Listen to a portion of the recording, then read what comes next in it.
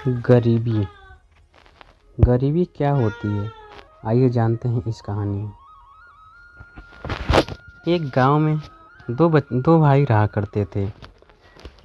दोनों बहुत ही गरीब थे। दोनों मेहनत मजदूरी करते थे और अपना भरण पोषण करते थे। एक दिन की बात है।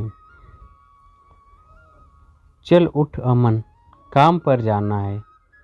आज ज़्यादा सो गए हम, गालियाँ मिलेंगी ठेकेदार से।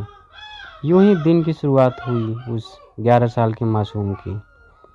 अमन को उठाने के लिए जब 12 साल के अजय ने आवाज़ लगाई।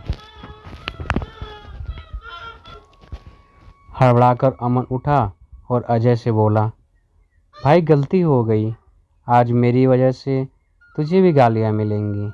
अजय ने कहा, कोई बात नहीं, गालियाँ रोटी सी लगती है, आखिर भूख का सवाल है। इतना कहकर दोनों फुटपाथ से उठे और पास के प्याऊ से पानी लाने के लिए पुरानी प्लास्टिक की बोतल लिए दौड़े दौड़े गए।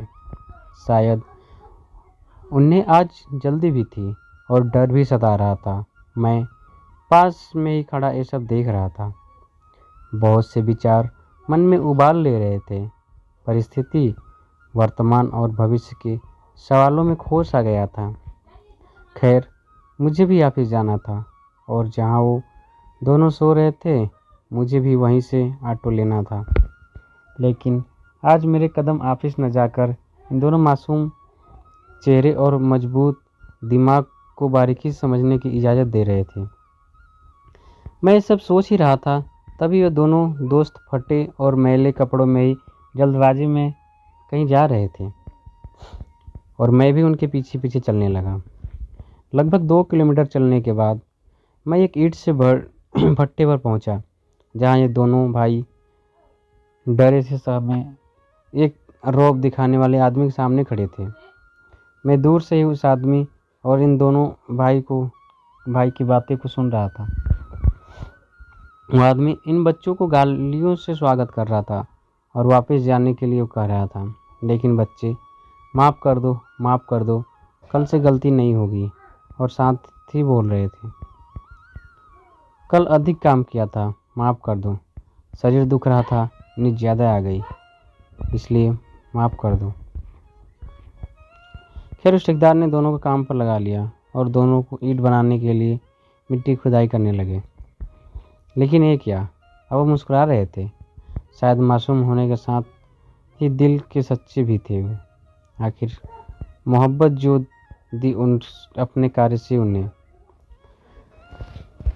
मासूम गरीब चेहरा व मजबूर दिमाग था उनका। दिमाग से वे दोनों अपनी उम्र के बच्चों से लगभग 20 साल बड़े थे। न ही उन दोनों के बच्चों की इच्छाएं थी, न ही बड़ों सा रौब। मात्र मजबूरी की आंखें और भूख की लड़ाई ही उन दोनों की काया से नजर आ रही थी। खैर, आज मेरा भी पूरा दिन छुप छुप कर इन दोनों मित्रों की समझने में जा रहा था। लगभग इनकी ज़िंदगी को मैं करीब से समझ रहा था और सोच रहा था, कैसे उन दोनों को इस वर्तमान से निकालकर एक सम्मानजनक भविष्य की तरफ लेकर जाऊं। सोच सोच में न जाने कब सुबह से शाम हो गई, पता ही नहीं चला। शाम के 7 बज गए और इन दोनों के जाने का समय भी हो गया था। आखिर आज भी ओवर टाइम लगाकर ये मासूम चेहरे बेतहाशा थक रहे थे। कंस्ट्रक्शन साइट से बाहर आते ही मैंने इन बच्चों से बात करनी चाहिए, लेकिन इन दोनों ने मुझे नज़रअंदाज करते हुए पास के ढाबे में जाकर रोटी और अचार खरीदने लगे और खाना खरीद कर शायद उसी फुटपाथ की ओर जा रहे थे जहां से सुबह आए थे। मैंने अब उनसे बात करने की कोशिश नहीं की और मैं भी अपने रास्ते चल दिया। आज मैं घर 1 घंटा लेट से पहुंचा था और घर पहुंचते ही अपने कमरे में जाकर रोने लगा।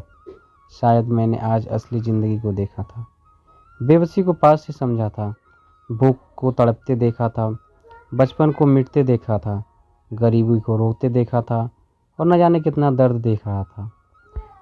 आज मैं जीवन को समझ रहा था, लेकिन कहानी अभी ख़त्म नहीं हुई। जुड़े रहना दोस्तों, जल्द इस कहानी की एक खूबसूरत अंत दिया जाएगा।